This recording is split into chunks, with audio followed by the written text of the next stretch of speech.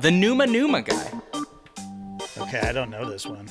I think I know what you're talking about. Maria he, Maria hoo, Maria ha, Maria ha ha, Maria. No, JD, nothing? Everyone knows this video except you!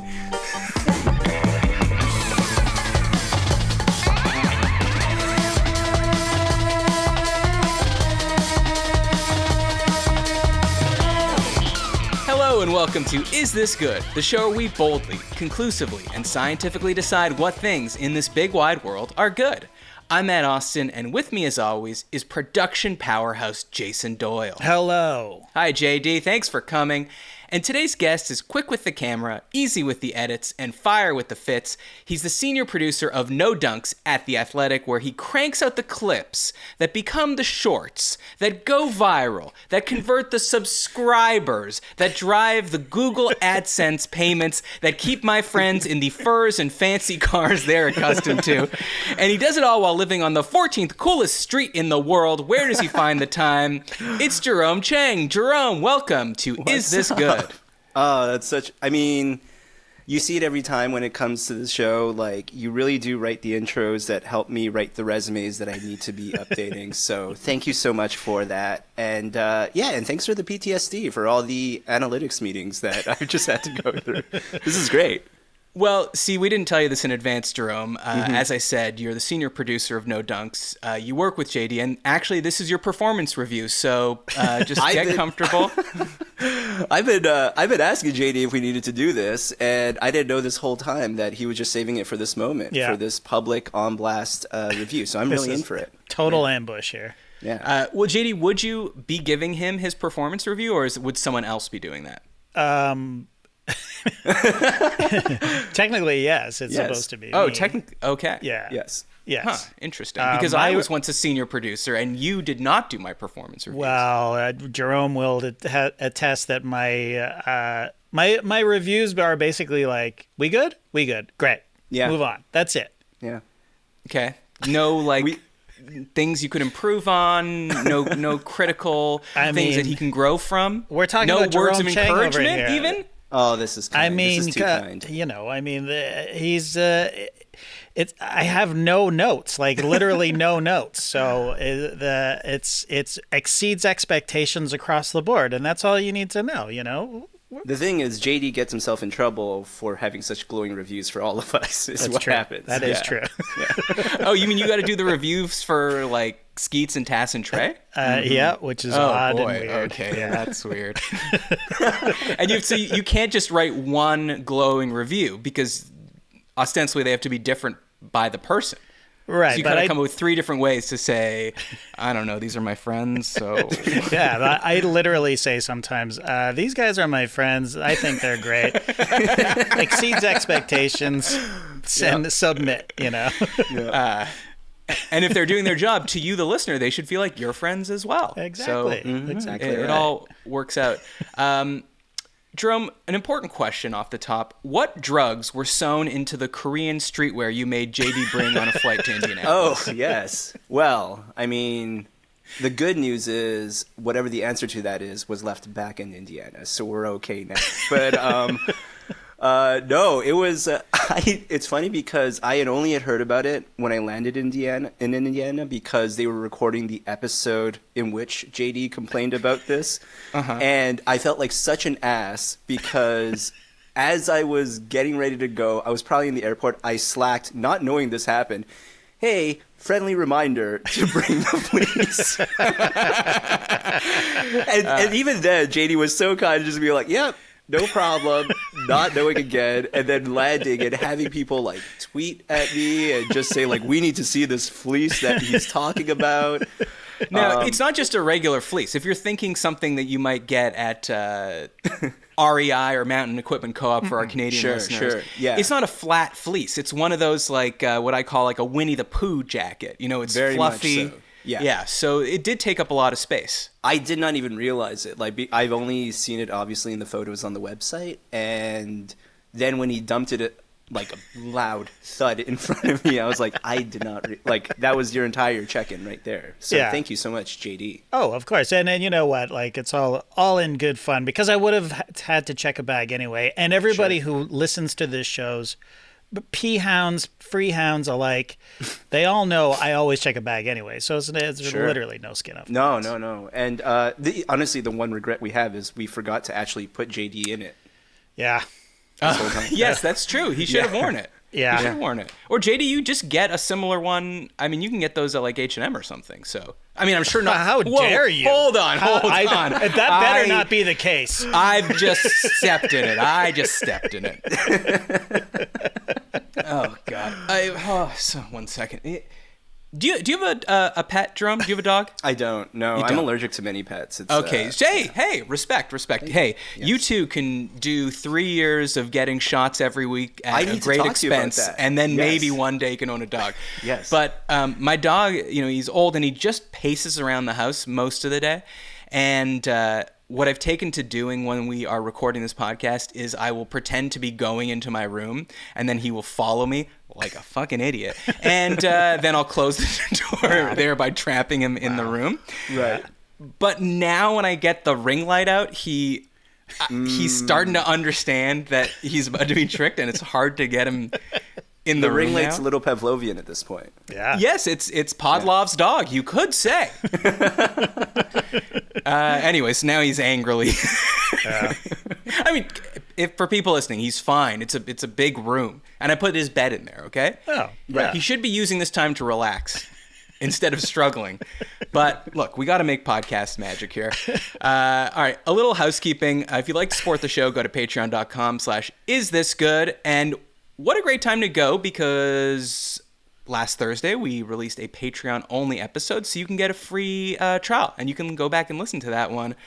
And what a joy it was! I'm saying it like that because I'm literally trying to remember one thing to entice people to listen to it. JD, we talked about storage spaces. We talked. Okay, I said something good to make them want to listen to. The Barefoot Contessa. We talked about Naked Jamie Oliver. Mm-hmm. What else did we touched upon? All sorts of things. Oh, we asked questions about the origins of the show. Yeah. And, okay, this is an interesting thing. A podcast that I pitched to Lee Ellis that I didn't ever remember that ended up sort of being similar to this show. For the full story, you'll want to go get a free trial, and then, as always, you'll want to forget that you signed up for the free trial, and then you'll want to start paying. It's like, I never encourage people to do it like from the bottom of the, like, hey, if you really like it, you should subscribe. Support the show. No, you want to lure them into a trap where they you got to get them through the door. Paying. Offer the free sample. Exactly. I want it to be a complete act of omission that you end up. I want the kind of subscription that when you get Rocket Money, not an ad, you go back and are like, wait a second, I'm subscribing to this. Thanks, Rocket Money. Calendar reminder to unsubscribe. That's what I do. Like in those cases. 100%. Not that I should be offering your listeners that sort of advice right now, but that's a good tip for sure. It's a good tip. Yes, I always do that. And I actually, my goal for this year was to run a marathon. And as time ticks on, even though it's only, it's March, I'm getting nervous that I couldn't do it. So I found a marathon in California. It's not too far from me. That is as far away from now as possible. It's in November, just before the start of next year. Right. And so I've booked a hotel because they book up fast. It's in a small town. And I've set 3 calendar reminders saying, cancel this hotel. Like, if we're in September and you haven't started yet, you got to. And then I put another one in October in case, like, sometimes, you get an alert for calendar when you wake up, and then you're like, okay, yeah, later. And then 2 hours later, once you're up and caffeinated, you've already forgotten that exists. So I would say set a minimum of 3, though if it's only a week's trial, 2 reminders, and you should be good. Yeah. Because the first one, you unintentionally just put it on a snooze at that point. Right. And then you need the proper reminder afterward to really kick it in high gear. Mm-hmm. Totally. And tell a friend too. Hey, if on March 15th I haven't, can you just call me and say, did you cancel yet? System of checks and balances. Send topics for future shows to isthisgoodpod@gmail.com. Don't forget to subscribe on YouTube. Hey, and that's free, okay? And leave a review on Apple Podcasts. Also free, but a bit of a pain in the ass for you. But do it anyways, because the premise of the show is very simple, Jerome. I'm going to give you a topic. You tell me if it's good. But today, for only the third time ever, I believe, that topic is going to be randomly selected by a spinning wheel that JD controls. The wheel is back, and on this wheel there are 13 topics. Now, you're saying 13? I thought there were 18 topics on the wheel. JD, you've been on this show before. Why were there 18 topics on the wheel? Because that's the age of voting. Very good. That's the legal age to vote on whether something's good. Right. But the ITG Congress was in session, and we've decided to lower the voting age to 13. Wow. It's their future anyways. You know what I'm saying? True. Absolutely. Climate change, right. they're the ones dealing with this. Plus, they've been bar mitzvahed. They're old enough. Okay. They are Fair adults. enough. All right, JD, spin that wheel. Now, Jerome, don't be scared. You're seeing lots of flashing colors in front of you. But don't worry. These are all things you're going to have an opinion on. Like our first topic. Okay. Seasons. Now, I would say that seasons are a thing that people celebrate when they live in places that have bad weather. Mm-hmm. Jerome, you live in Toronto on the 14th coolest street in the world, which is... I don't know if that's the case anymore. When I marked it down, it was listed on a ranking as the 14th coolest street in, like, I think a pretty reputable publication. No, I looked like it up. Time Out magazine. Was it Time? Okay, maybe Time not. Out so is fine. Time Out's solid. Hey, if you're Time Out. It's not the coolest street in the world. What is it? Is it Ossington? It is Ossington. Yeah. It's not terrible. It's a It's good not street. terrible. 14th seems pretty high. I would argue it's probably not the 14th coolest street in Toronto, actually. It's quite now possible. That I'm thinking about it. That's right. I agree with you. Well, the second it got marked as such, it was no longer in the running. Right. It just became uncool at that point. Time Out the magazine used the phrase in the same sentence as like a Chris Webber, for instance, as in, you think it's something you have and you've really made a good point there, but you don't. In the end, you don't have a timeout. You don't have one. The funniest thing is I looked up that list. The number one coolest street in the world is in Montreal. That's right. Wellington Yeah, Street, wow. or Rue Wellington.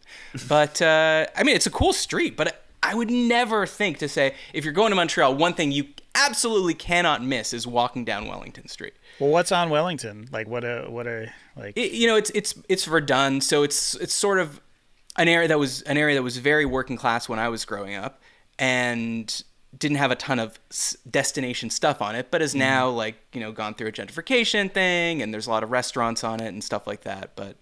And it's near the canal, I guess. But Gotcha. It's also I guess generally cool to not know about it. So I think it the mystique alone ups its coolness at that point. Right. Which then is lost once it ends up on the timeout ranking. Fair enough. Yeah. Okay, Jerome, I can't help but feel you're avoiding the question here. No, just kidding. That's totally my fault. Are seasons good? I don't know any better because I've only grown up in Toronto. Mm-hmm. But I would say, for someone who likes a fleece, it's good to have it for that season. I'm a big layers person, and I think to that end, it really offers, from a fit perspective, a lot more range on that front. Mm-hmm. And at least due to global warming right now, not that hard to deal with because It is a beautiful spring day outside, for better or worse, right now.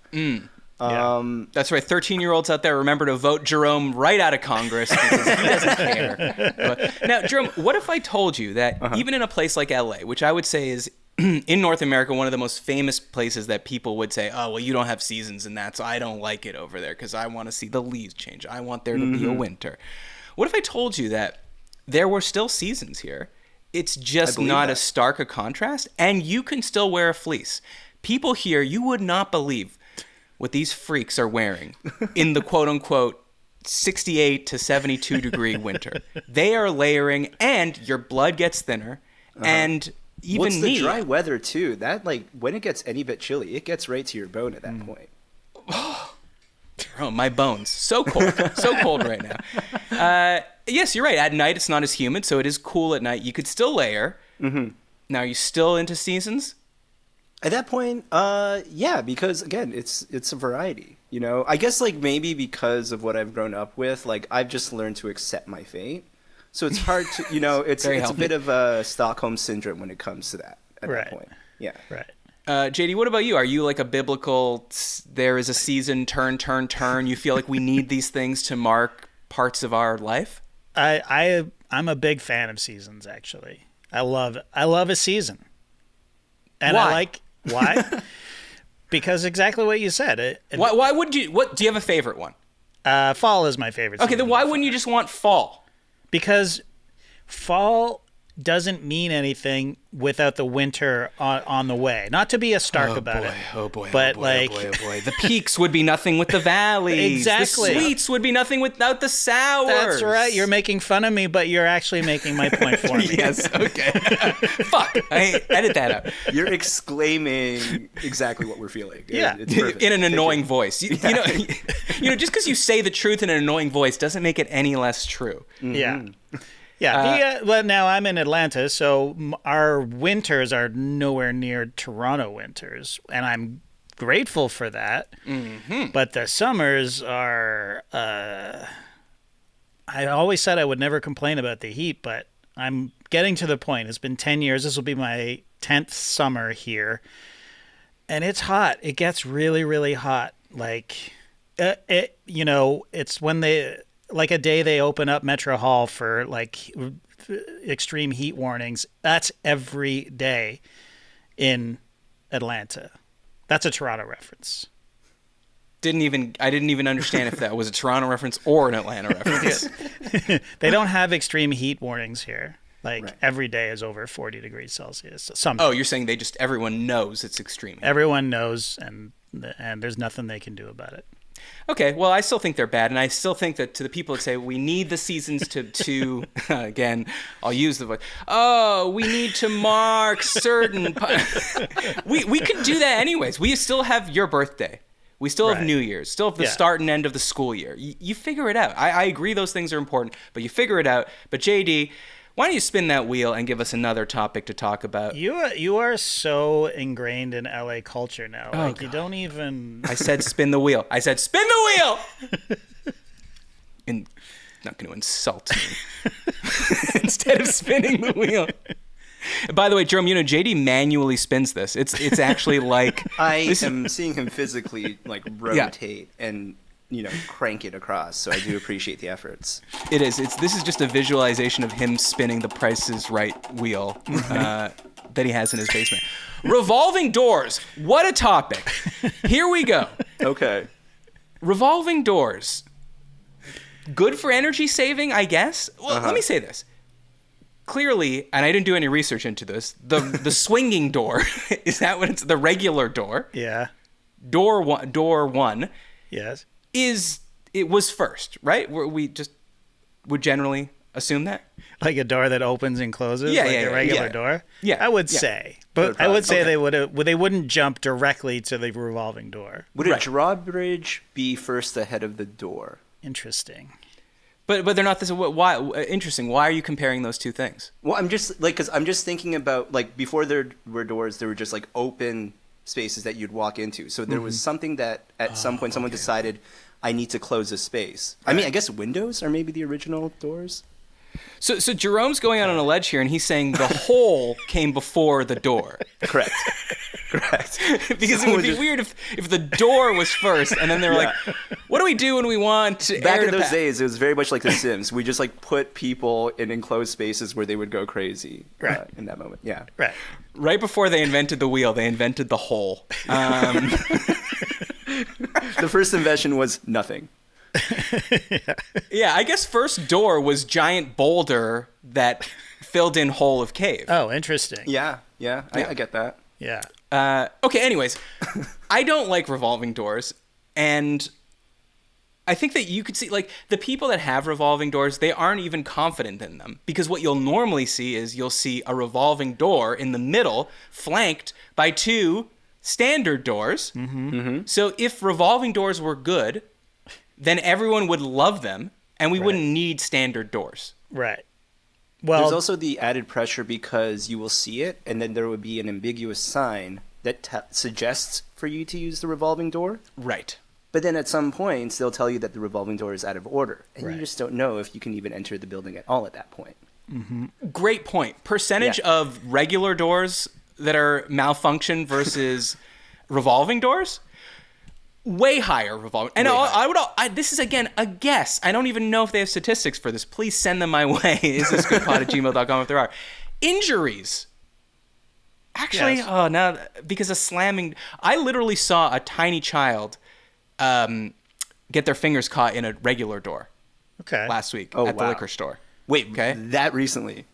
Yes, it's embedded in my mind because she was screaming. Her father had already gone to the car. I could see him through the window, and she was screaming, but she was screaming in the store also, so I kind of tuned it out. And then I turned around, and I was like, holy shit, her fingers are in the door. And I'm not saying I'm a hero, but I opened the door. She didn't even fucking say thanks. But she didn't have a large vocabulary because the reason she was crying in the store was she picked a pint of ice cream out of the freezer and then followed her dad around the store and just said, "Open! Open! Open!" Now, that's what she should have been screaming when the door was on her finger. Yes.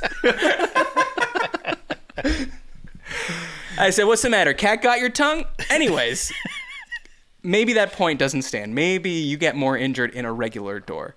But I also feel like you open a door, there's a 99% chance that you are going to execute a perfect door open, walk through the door closes behind you. Revolving door, a lot of things can go wrong. You can get too many people in one wedge. I was worried about that. There was the pressure of going in individually, and then there's I'm with my friend, can we both fit in the situation right now? I don't want to be alone. So if you and I were walking down the street, and we were going to enter Metro Hall, which I hear is something in Toronto. Okay. And there was a revolving door, you would come into my wedge? It's I think it really depends on the size of it. It also just becomes like a very silly bit that you can do, like, we're stuck in this together. Yeah. It can go horribly wrong, though. Exactly. And that's the thing. It's a split-second decision. When you're behind your buddy, he's going through the door, and you just decide to jump in with him. It's always that. Yeah. You're surprising him. You're off balance. It's very easy to get stuck in those things. Without question. For sure. So it sounds like everyone thinks they're bad. No, I'm gonna for the environment, guys. I know you hate the environment, Jerome, but but yeah, no. It's every regular door is one step closer to him to never having to wear that fleece again. I just hold doors open all the time just to waste power, just to air it out. Yeah. I mean, I don't like using the revolving door. I find them very intimidating. You never know how heavy it's going to be as well, right? Yes, great point. Yeah. Sometimes, and there are some revolving doors that you can go backwards in. I worked in businesses where... In Australia? No, well, it's where you can go... It's not a toilet situation. It's not a flush situation. There's a wrong way is what I'm saying, right? It's designed to spin one way. I don't know if that's still a thing. Yeah. But yeah, you could be like, oh, I'm going the wrong way. You know what I mean? So there's a lot that can go wrong with the revolving door, but I do like that it keeps the energy and the air conditioning in the building. And what an invention. Like, let's be honest. If we went back to a time when revolving doors did not exist and we had the opening door and someone said, I don't know, it's letting out a lot of air. Right. I'd be like, well, then how else do you want people to get in here?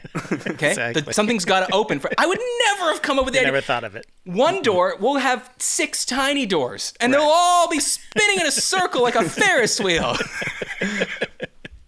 You know how people are like, well, if I went back in time, I don't know anything about science, or I wouldn't really be able to help that much. But after I told the ancient peoples about washing hands, I would tell them about the revolving door. Totally. And they would say, 100%. We don't have roofs. We don't have roofs! Start there, though, right? You don't have to actually do any of these. You could be the Steve Jobs of the Middle Ages, right? Just come up with the idea and say, go do this. Like, execute. You come up with the idea, and then the medieval people... But, like, if you want to be the Steve Jobs of that point, like, how do you make sure that they credit you, though? That's key to it, too. Yeah. You couldn't just, like, leave the idea as is. You're right. Well, you'd be like the prophet, really.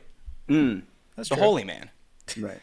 All right, JD, bring up the wheel. Also, one more thing about revolving doors, as JD's bringing that up.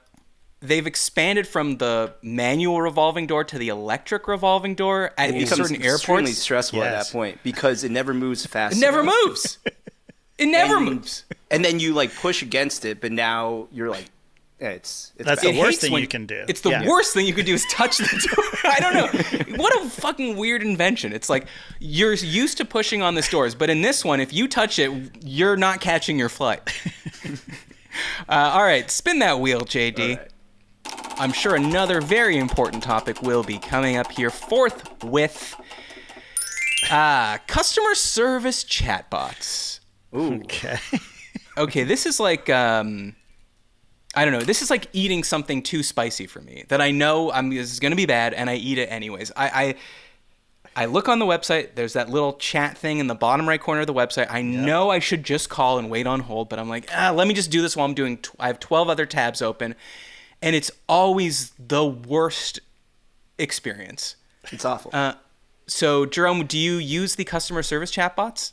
I do, if only because it's a mutual agreement that I get, like, I'm busy with something else, and that could just run in the background. Especially as I'm just trying to find as many steps possible to get someone to actually talk to me through that. Right. Exactly. Yeah. So, but then to that end, for some reason, having it just linger on your screen doesn't feel as obnoxious as, like, holding music to me. That's a Okay. good point. That's a good point. True, but it's more useless. It is. It's a completely useless thing. I don't know that anyone's ever built out a chat bot that actually answers or solves your problem. But I suppose the other thing, too, is, like, I don't know if those are made for us as much as people who aren't as equipped to just Google a thing. Right. Well, that's a good question. Do you think there are people that think that they are talking to a human when they talk to these chatbots? Absolutely.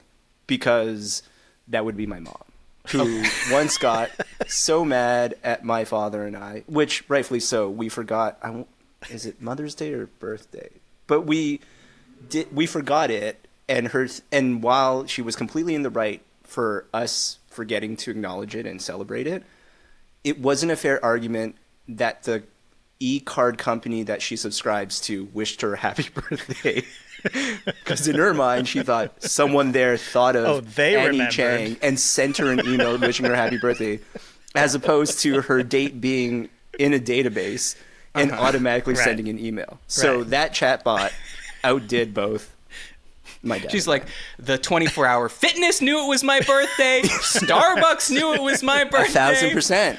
The old video store we used to go to that's not even open anymore, you knew it was my birthday. Correct. And they said I could have a free rental. Yes. Yeah, So she anyways, believes.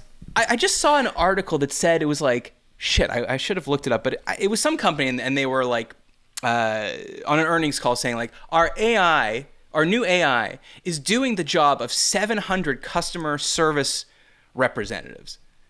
And to that, I would say, not well. Yeah. Like, you're basically doing the thing where you annoy us to the point where we say, yeah, I guess I don't need to know how the software works. Or I guess I don't need to change my flight. Right. You are annoying us to the point where we give up. I don't know if that's really what you mean by doing the job of. But then if again, that's the company goal, like, to deter Right. us, then it is doing the job quite well without needing, like, the actual manpower to do it. But the voice, the phone call menu is doing the same thing. And it's even, it used to be, when those first came out, you press 0 once, you're going to a human. Right. Now, if you press 0, it gets mad at you, and it's like, you did not select a thing. 0, 0, 0. You did not, 0, 0, 0. And then until all you hear is it going, beep, beep, beep, beep, beep, beep, beep, beep, beep, beep, beep, beep. And then it's like, we are disconnecting you. And I'm like, and it does take me 10 times as long on a phone voice menu to get where I'm going, because they start talking and my brain shuts off. It's a very weird thing where it's like, this would be faster if I listened, but somehow I refuse to listen. Right. That's right. I do enjoy in a sick way when you're using like a voice activated phone message thing, and they're like, "What department would you like?" I want housekeeping, and then they've taken the trouble to put in like a clackety clack of a the sound effect, and it's like just to make you feel like they're. I don't know. I just like that. Like when you call customer service and someone's in India and they're like, "How's the weather in Los Angeles?" and you're like, "Hi, this is John." All right, GD, let's spin that wheel. Let's see if we can get to all 13. We definitely can't. Jerome has a hard out tomorrow, so I don't think we'll be able to get to those. It's gonna be tough. Oh, an interesting one. Cemeteries as public spaces. Okay, this was inspired because this week I saw a family having a picnic in a cemetery, and it threw me for a loop, but then I looked and I was like, well, they're in a green space. We live in a concrete jungle, and there aren't that many public spaces left. I don't know. At first I was like kind of like, that's really weird and I don't know. Icky, I guess. But the more I thought about it, I was like, this is fine. Were they just hanging out there, do you think? Or were they like having a picnic near a beloved family member's plot? Yeah. I'm not sure. I mean, they did take the pointy end of a Dorito and put it into the ground. So does that mean? Bob loved Doritos. R.I.P. Uncle Cool Ranch. We watered the grave with a nice mulligatawny because soup is the best food to feed a dead person. That's what I'm saying. It seeps into the ground. Right, okay, yes. They can suck out the nutrients as they want. But then I'd like to expand this. So I want to know, Jerome, what do you think about, like, for instance, jogging through a cemetery or, playing Frisbee? Like, maybe we're okay with someone having a picnic, but then, the further you take it, the more it starts to feel gross again. I mean, jogging seems like that would make sense because there are built-in paths. So you essentially have your track that way. Frisbee feels highly disrespectful. I don't know. Especially disc golf, where it's like you're knocking it off the tombs, the headstones. Yeah, exactly. So to that end, I wouldn't be about that. Generally speaking, I don't know. Yeah, I guess there is obviously like a stigma and eeriness of just being in that space. So, but if you're comfortable, you kind of maximized your options for places you can be at. So like on that end, I think it's kind of brilliant because you're never fighting. I mean, I don't know that someone's setting up a barbecue out there, but I'd be interested to know if they try that. Yeah. Also, if anyone ever gets mad at you, like let's say you're blasting music from a Bluetooth speaker. Sure. And the obvious answer is they're dead. They can't hear us. Yeah. Or you can say we need it loud enough that they can hear us from heaven. Right. Oh my God, that's so. Or we need it loud enough to drown out the voices I'm hearing. Right. Coming from the tormented souls of hell are really distracting our vibe, and so we really need to turn this pit bull all the way to max. Right. Yeah, and what's your problem anyways? We're just playing "In the Arms of an Angel" by Sarah McLachlan on repeat. Okay, everyone's enjoying it. Yeah. JD, what do you have an idea of what you want to happen to you when you die? I think I'm gonna be cremated. I would hope. Oh, you're going cremated? Yeah. Is that a traditional for your family? There is no real tradition. Yes, but most of my relatives that have passed away. No one's ever died in my family. Let me put it this way: my grandfather and his wife, it was his girlfriend, really. They donated their bodies to science. Oh. And then they had autopsies and were studied at U of T, and they were cremated. And there was a service, like a sort of a big service at the school afterwards, and that's pretty much, I think, what I would want. Oh, interesting. Would you have specific instructions on where you would want your ashes to be dumped? No, well, just I guess my thought is to, say to my kids, like, just take me around and spread me all over the world, Okay. Basically, like, give them a huge chore to do, Right. but it's also give them an excuse chore. to go somewhere, like, oh, my dad wanted, here's part of them's at the Blarney Stone and part of them's in, Ayers Rock or whatever. But, I don't know. That seems like a tall ask, but Yeah. spread it somewhere, Like, I don't know why my mind went there, but all I can think about was like how to properly ration out.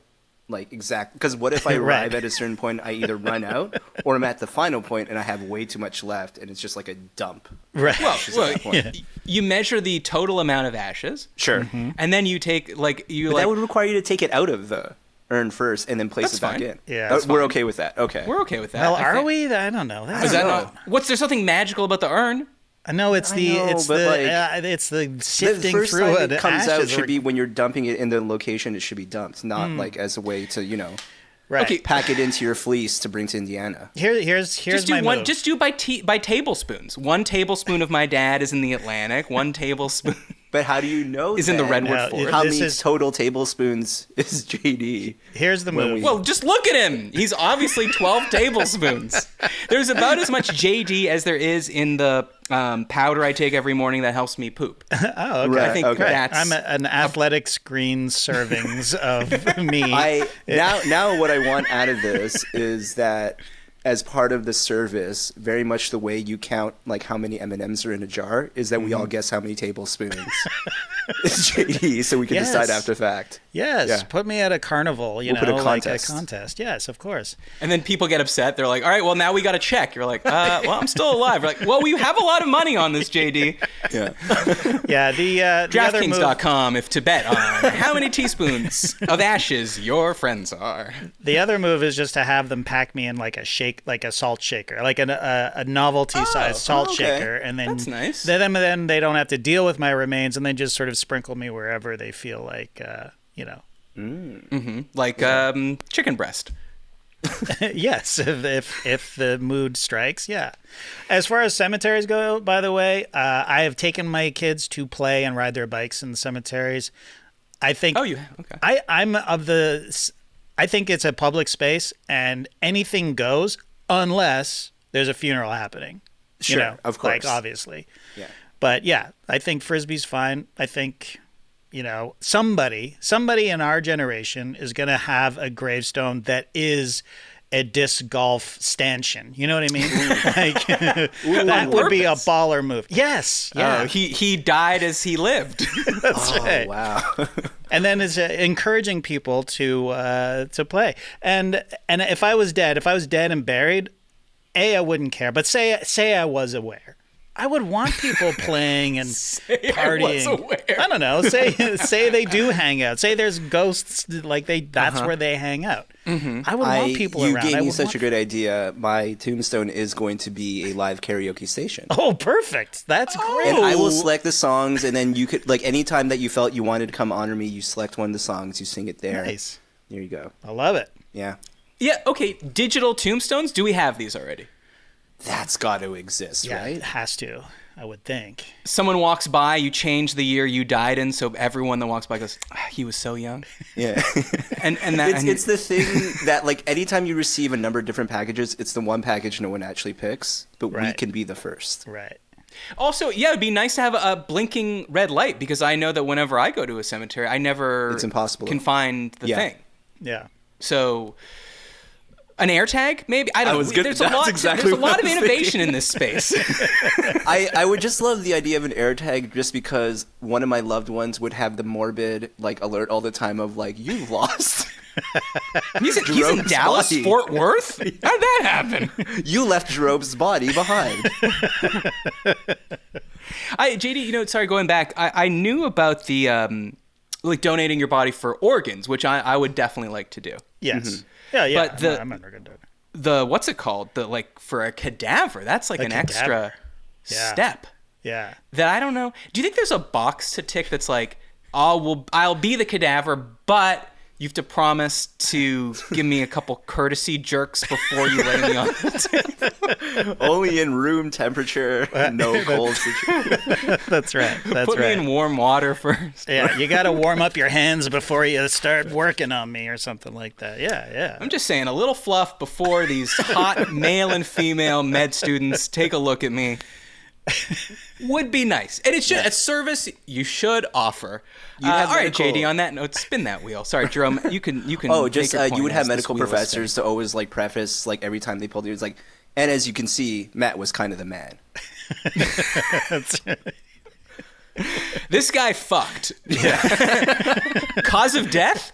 This guy fucked. This guy fucked. All right, JG, what does the wheel have for us today? We've gotten through 4. Number 5. Can't wait to see. Hopefully it's not something... Okay. Nutritional facts on restaurant menus. So this is not all menus. I think that the rule is if you're a chain, you have to have... What's the requirement? Well, at least in the United States of America. I think if you're a chain above certain number of locations, you have to put... Like, that's why fast food has them on their menus. Right. And, for instance, Cheesecake Factory has them on their menus. And... Some of them are alarming. Yes. Some of them are extraordinarily alarming. I used to think this was a good thing, for sure. Like, if I walk into, like, a McDonald's or something, I'm like, it's good to know how gross this stuff is. Right. But then the Cheesecake Factory kind of pushed me in the other direction where some of these numbers are so eye-popping that my thought is, well, every other restaurant, every, like, quote-unquote local restaurant I go to where I'm having, as JD would love, a steak frite, a nice bavette with a béarnaise sauce and a hunk of fries. And then for my starter, I've had, I don't know, escargot with just, tons of butter. I'm like... It must be these crazy eye-popping amounts of calories. Totally. And it would really ruin my experience if every restaurant had to do this. So now I kind of feel a little bad for the small mom-and-pop chain known as the Cheesecake Factory. No, I'm with you. I'm anti. I just think, like, for certain places, like a McDonald's or anything like that, I get that. But you kind of know you're down bad. Like, you're going in with that knowledge. Right. It's the places that, like, you suddenly think you're kind of making a conscious decision and being told otherwise. It's never good news, is what I'm saying. Right. Well, okay, to that point, JD, I should have asked you before. Did you get that image that I sent you? Yes, I did. Okay, do you want to put that image up, please? Oh, okay, we didn't discuss because we got the wheel. This is a delicate day. Jerome, we could have really used you in Atlanta for this, actually. Do we have the budget? Does the Athletic have the budget to fly Jerome down? Okay, so I picked 4 dishes from the Cheesecake Factory menu, and because they list the calories, I know exactly how many calories are in each. I'm going to describe these dishes to you, and I want you to order them in terms of most calories to least calories. Okay? So we have the chicken katsu. Then we have the barbecue ranch. Is it on a bed of anything? It looks like rice. It's rice on a bed of rice. Yep. Chicken katsu, for those you don't know, it's basically fried chicken. Yeah. Breaded and fried chicken. Then we've got a barbecue ranch chicken salad. Then we've got spaghetti and meatballs. And then we have a chocolate caramelicious cheesecake with Snickers. So again, most calories to least calories. Okay. All right. Jerome, you have a sense? I have an idea of what's number 1 and what's number 4. I have a terrible sense of caloric. I mean, like, from someone who just said, I don't want to know this information, the result is I don't know this information. So okay. Let me take a crack at it. Yeah, go for it. I'm putting salad number 1. Okay. Salad the most, you're saying? What's the reasoning behind it? Because ranch is extremely high in calories, and look at that tower of fried onions on top of it. Okay. Not to mention the chunks of blue cheese. Avocado, super high in calories. So I'm saying salad number 1. Okay. Give me the katsu number 2. Okay. Give me the pasta number 3. Okay. That leaves the Snickers cheesecake number 4. Oh, so you think I was devious and the dessert has the least and the salad has the most. Okay. Yeah, I thought your reasoning behind it was, like, put the salad in there. It's going to be the bait and switch of being the most caloric count. Yeah, I think I was eyeing the spaghetti as perhaps, like, the highest amount just because the heavy carbs of, like, the noodles and such on that front. Mm-hmm. But... yeah, it's the tower of onion rings. It's just all the different ingredients that makes me feel like... this is the example. I remember one time my cousin's 2 nephews were visiting from Hong Kong. And so, like, being in North America, like, we were feeding them the worst food possible. And then they decided, like, we just really want a salad one day. I was like, okay, let's go do that. And I was thinking, like, let's just get them like a really nice green salad. But they chose Caesar salad, and and they were like, and they were talking about like, this is great. We're having something really healthy, and I had to really hold my tongue to not explain, like, perhaps relatively to what we've been eating so far, but this is not a salad that is supposed to be the epitome of good health. Right. Plus the croutons, plus the cheese, bacon. plus the creaminess, the Chicken, I think bacon. they If it added had to it. bacon. Yeah. Okay, well you're both wrong. So the answer it. is katsu number 1. Okay. But again, I mean it's a chicken. I mean I understand it's breaded, but still it's 20. That's why I asked, like, what is it on? 520 calories. 2,520 calories. God damn. I mean that's more than even like I think JD for at your size. Like 6'1" or whatever you are. Careful, Matt. Size of your height, Tread not size of your gently. body, your beautiful body. Can we actually just speak in terms of tablespoons of ashes? Yeah. Okay. So Ongoing? Thank you. JD's TMI. That's tablespoon mass Yeah. index. That would be around my daily, my 2,500? 25-ish. 23, 25. Well, all you're getting that day is a katsu. Okay. Then it's the salad, So that is 1980. Okay. Then it's the damn. spaghetti meatballs, 1920. And then you were right, at least, that the chocolate caramelicious cheesecake with Snickers, a mere 1,370 calories on that. But It's also if the you had least the quantity. katsu with the dessert, that's almost absurd. 4,000 calories. Yeah. And that's no starter. That's no Buffalo Blasters, JD. It's also the portions, though, of a Cheesecake Factory. Like, are you really eating all that katsu in one sitting? That's a great point. I mean, I think some people are, Okay. but still having room for the cheesecake afterwards? That's a lot. That is a lot. Okay, fine. The cheesecake you share, you say 2 forks, Sure. Okay. but the katsu, I think it's a human entree, which is, I think that was the section of the menu they have there. Human entree. Human-sized entree. Size enough for humans, or the size of a regular average human? Probably the latter, actually. Okay. Yeah. All right, let's spin the wheel one more time. One more time. Jerome, anything that as it spins, you're like, ooh, hope it lands on this one. Well, I'm looking at it, but we'll see after. Oh, okay. You can't read while something's spinning? Well, I didn't want to, like, spoil it, because in case it happened. Was it malls? No, it was definitely the taking photos and posting. I think, was it? Taking photos of strangers? and posting them on Okay, social. well, why don't we do that then? Okay. Okay, as a guest, since it's the last one, Sure. we won't talk about malls, even though I have a lot of thoughts. Malls. That feels... I'm back in on malls, by the way. This is a new thing Wow. for me. I'm back Okay. in on malls. What, But anyways. what brought you back in really quickly Yeah. before we go? The stores.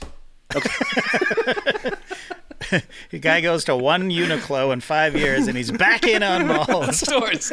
They have all the stores. They do. All the stores are there, indoors. Doesn't matter if it's raining. It's beautiful. May I introduce you to a thing that we call the internet? You're right. No. The internet doesn't know what size I am, and I don't know what size anything Fair is. enough. Fair Right. enough. Okay, You so it's look the about trying 8 on. to 9 tablespoons. Oh, thank you. Well, unfortunately, Abercrombie & Fitch has not yet adopted that sizing system. They're still working on a classic small, medium, large. Fair enough. Why do you want to talk about taking pictures of strangers and posting them on social media? Is this something you do? Well, not intentionally, like, in the way that sounds nefarious there, but when the pandemic happened and we were doing a lot of, like, isolated walking, one of the hobbies I took on was just photography in general. So it was, like, street photography. And to get into it, I remember, like, looking up stuff on YouTube, how people approach it, and it honestly just turned into an ethical question about whether you take photos of people or you sneak photos of people for the sake of posting on. And I will say it feels pretty icky. I'm not a big fan of it, especially because so often it's like, it does feel voyeuristic. It does feel like they're doing it without consent. That said, like, there are times where, like, I'll take a picture of, like, a large scene, and what honestly makes the scene really interesting sometimes is just, like, the people that are in it. And I will post it, but it's pretty rarely, if ever, a case that it's like, I'm going to take this photo sneakily of a person and post them up that way. Or if it is, like, it has to be, like, at least obscured, like, maybe it's like someone's, like, silhouette or from behind, or like you couldn't clearly identify who Right. it was, because it's like unfair to do it that way. But we do live in an era now where some of the most entertaining posts are someone caught in public. Yep. So, this is I'm sure it's subject to scrutiny both ways. Yeah, I mean, I guess if you're going to do the thing where you go up to someone and say, "Hey, old man, I love the creased lines on your face. Can I take one of those photography 101 portraits of you?" Right. But I find that exactly what you were saying, that's where my mind went, Jerome, was the idea that, like, whenever I want to take a picture of someone, it's because they're doing something so stupid or wearing something so stupid. Right. And then I personally don't do it. I mean, maybe you could go on my Instagram and find a case where I've been wrong. I don't think so. I only have 7 pictures up on Instagram. But I don't like it. But I've realized that no one seems to have a problem with this.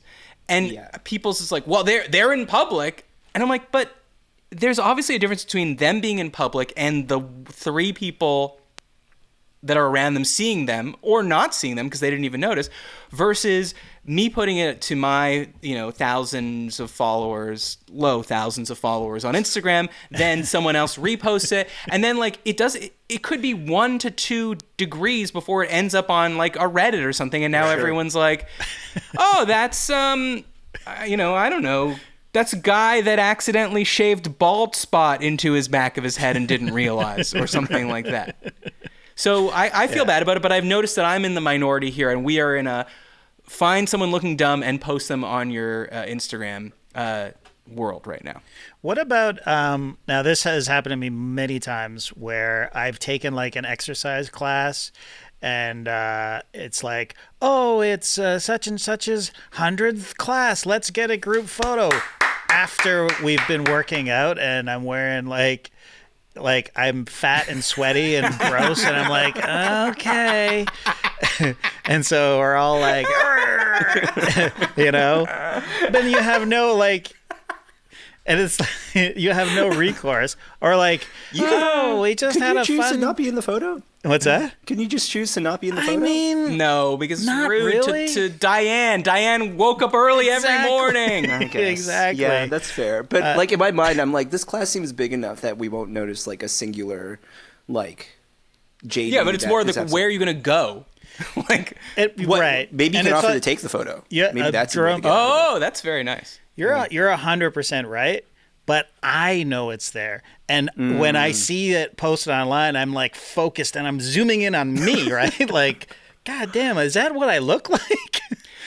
Well, it's to that point, sometimes, especially like in a crowd situation and like you just happen to be in it, like we obviously think about ourselves way more than anyone else would. Right. But like that one time that someone like comments like, who's that weirdo in the back? Is all you ever need. Yes. Yes. I actually will invite people to search for a photo where I do look completely like a weirdo in the back. It's on Getty on Images. the internet? Okay, just find pictures on the internet? Yes, that's right. We're going to share where to follow me. We're going to find all those weird photos. But no, only if you do a good job, Jerome. Only if you do. Don't assume that I'm going to ask where people can find you. I'm talking to 2 producers who can completely edit me out. This is a bad idea. I worked 1 year of TIFF, and it was the like red carpet, and we were at the section, like I was doing video for it, where all the celebrities would stop and like take all their photos, and I was in the background. You can't tell in the photo, but it was starting to rain, so I had my hood on, and you will see me with my hood on, with like a really creepy smile. Behind Brie Larson. Oh man. Okay, this is just a humble brag here. No, but like but the problem is because it's like I am specific about saying that like it was raining, whether you could tell or not, because I'm the only person in the photo with a hood on. Oh, right. It's not a great look. Here's sweet Brie. When you were talking about you being creepy in the background. Oh, what a about this. Great poll, JD. So describe what's going on here. For the audio listeners, this is our final show in Vegas as the starters, and it's a picture of Trey Kirby dressed as a showgirl and a young Jerome Cheng behind him, behind the barricade, liking what he sees, I think, a little. So, Jerome, in this picture, you're 15, 16? Correct. Yeah. I'm a young, spry 34-year-old in this, I think. Yeah. This is like when, like a rookie comes into the league and then there's a picture of them when they're 8 years old. Which is Jason Tatum. There's a picture with him with KD or LeBron or something like that when he's a kid. You could say this is like if Trey is Del Curry, that's me as a young Steph, standing by. Yes. Oh my gosh. Yeah. This photo here, I remember the person who you can see taking a photo of him on the other side. That's Rob Lopez, who works on a number, used to be a producer at The Athletic, works on a number of things. I remember him telling me, "Hey man, I'm gonna go check the starters out over at the Concourse." I was like, "Sounds great." And you were like, "Those losers, no thanks." Sounds wonderful. I remember Rob was like, "Hey, I'm gonna go say what's up to Trey. It's gonna be cool." I was like, "Awesome, let's go do that." And yeah, we just happened to be in the front, and it didn't even occur to me at the time that I would be just on TV in that moment. And then we have this snap that just exists to this day. This is a screen grab of the show. This is a screen grab of the show. I think when I celebrated maybe my finished my first season with No Dunks, I put this side by side with the famous photo of Russell Westbrook looking at the MVP, as if this was me plotting my way into No Dunks that day. And it was, and it worked. So you did it. You did a great job. Yeah. Now, as an offshoot of. Actually, sorry. First thing I want to say is, JD, talking about people doing those photographs at the gym, what drives me nuts is when the teacher will take a picture of the class or a video of the class to promote their, class or whatever. And I'm like, you didn't want to ask if we were okay with this? Because, fuck, it drives me up the fucking wall. That makes me nuts. They need to ask everyone's permission. They do, Matt. It's in the release you sign when you I was going to sign say, up. it might already be there that once you're in the building, everything. Whose side are you guys on? The side of the law. Hey, man, you're the one that went to law school. Yeah, that's right. I get it. I object to this plank. Okay, I was going to say that my favorite kind of viral video is a little, or viral post is a little bit adjacent to this, where it's someone will have a picture of a family vacation from when they were 8 years old or something, and then in the background will be the man they ended up marrying or something. They're at Disney World, and you know what I mean? That happens more than you think. Fascinating. Send all of those to me. If you come across those on social media, they're cool. I'm a person that wants to see them. All right, Jerome, there's only one thing left to do, and that's play subjective trivia.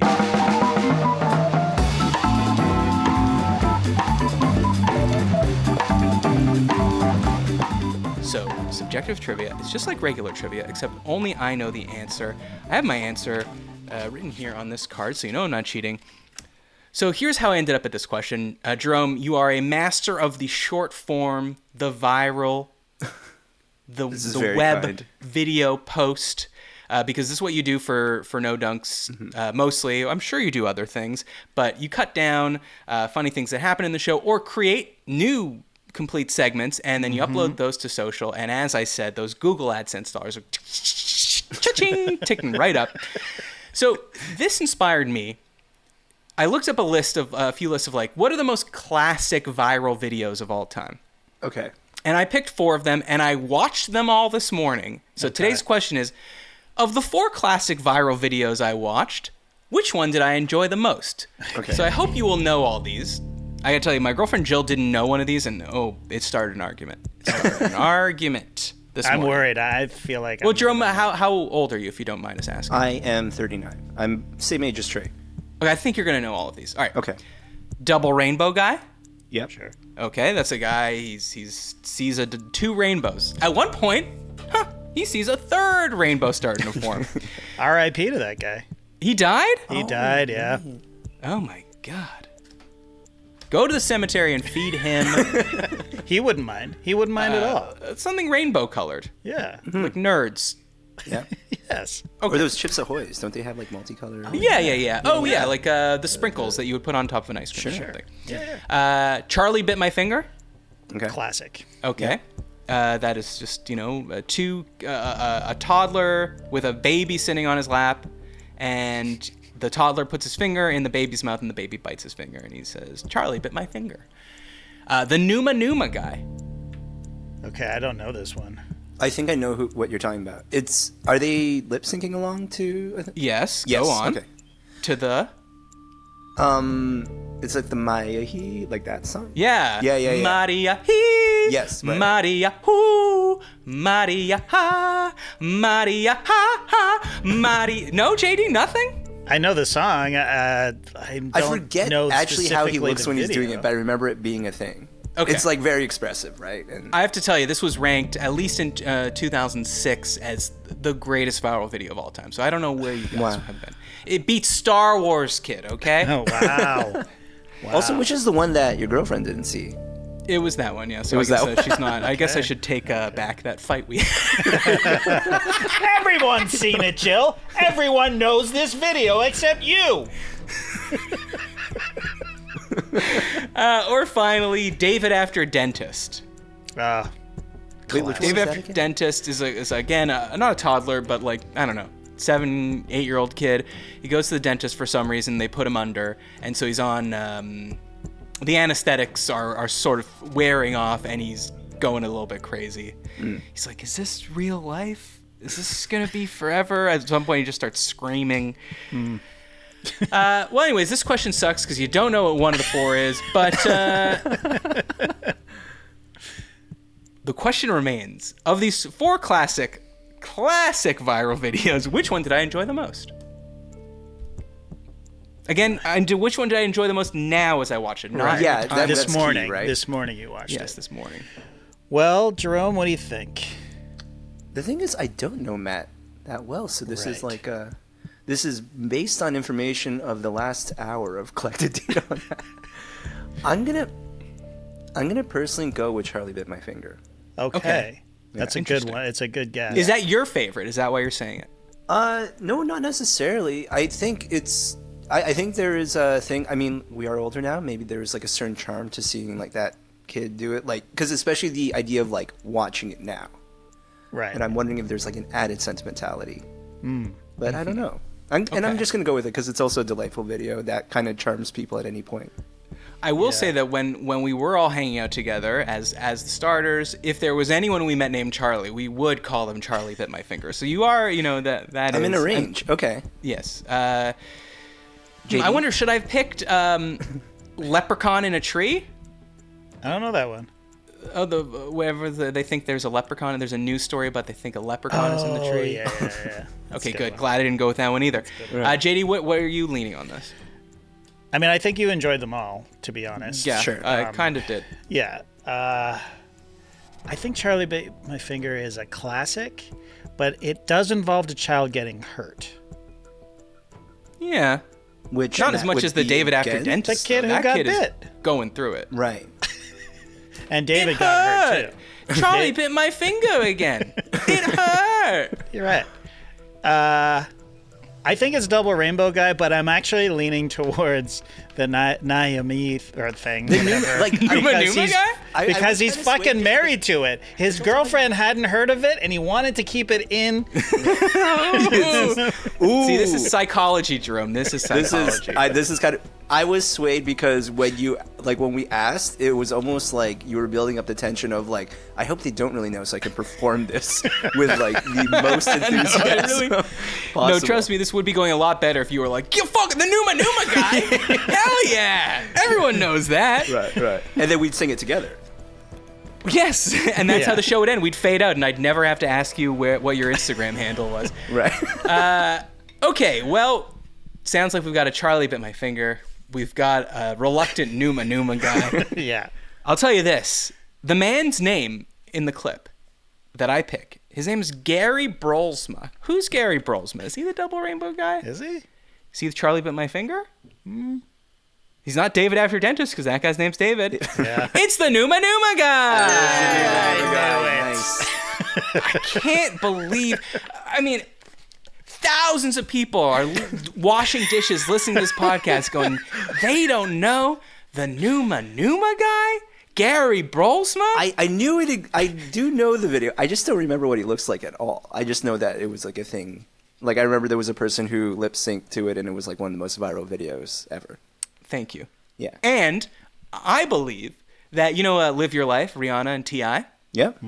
That I don't believe that song ever would have been made without Gary Brolsma's Numa Numa guy, because he popularized the original song. Right. So it was in the zeitgeist so much that they were like, we got to sample this. Wow. It probably he was in lines the up video. really No, he close in wasn't in timing the video. too. Right. All right. Well, that's subjective trivia, Jerome. Sometimes it works great, and other times it's great for the people listening because they know who the Numa Numa guy is. Hey, but of course, I got it right. you got it right. You did get it right, yeah. I guess it's what you would consider the most important part of this podcast, Jerome. Where can people find you? You can find me at Black Dragon Roll on Instagram and X. And then you can also find a lot of the work that I do with the No Dunks podcast at No Dunks Inc. on YouTube, TikTok, Instagram, X, all the things there. Perfect. Is your handle a sushi reference? It is a sushi reference. Someone just asked me about it recently, so I had to relive exactly how it happened. But so unfortunately, we're out of time. Thanks so much to Jerome for I want to hear this. Yeah, we want to hear the story about your unagi. Go ahead. Perfect. So I didn't use Twitter, and then my friends insisted I go get it, and I was with them at the Boston Pizza at Yonge and Shepherd. Wow. And I was 30th coolest street in Toronto. I was using a BlackBerry at the time. I think I signed up on a BlackBerry. Oh. And I didn't know what I wanted to use, and I think I'm pretty sure I just had a Black Dragon Roll that night, and that's like how it happened. But then I kind of turned it into my own personal lore, because when people hear my name is Jerome, they assume I'm a black guy. And and then my Chinese name actually does mean dragon of the family. Oh. So that works that way. So there's the black and the dragon. And then, like you said, unagi. Perfect. That's where you could find him. If you forget what Jerome's handle is, just remember, some people think he's black. He also likes sushi. And his Chinese name, which we haven't heard, means dragon of the family. Take those 3 pieces of information. Put them on a cork board and you'll figure it out. What a brilliant mnemonic device.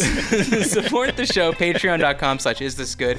That's also where you can go to sign up for a free trial and later forget it. If you have topics, email us at isthisgoodpod@gmail.com. I could use some good emails right now. isthisgoodpod@gmail.com. Rate us on Apple Podcasts. Subscribe on YouTube. Thanks for listening. Thanks to Jerome for coming on. Thanks in advance for leaving a 5-star review for everyone. I'm Matt Austin, and this was good. We'll see you next week.